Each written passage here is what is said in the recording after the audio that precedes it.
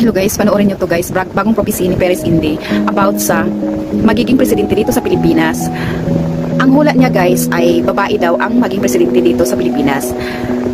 So expected ng karamihan si Sara Duterte dahil siya ang vice presidente natin ngayon at planong tumakbo ng pagka-presidente ngayong sunod na eleksyon 2028.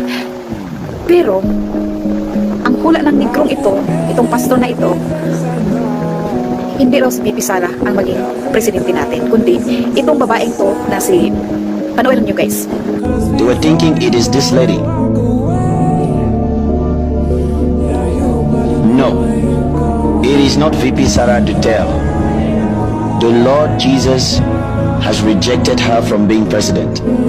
She will not be president of the Philippines. The Lord has refused her.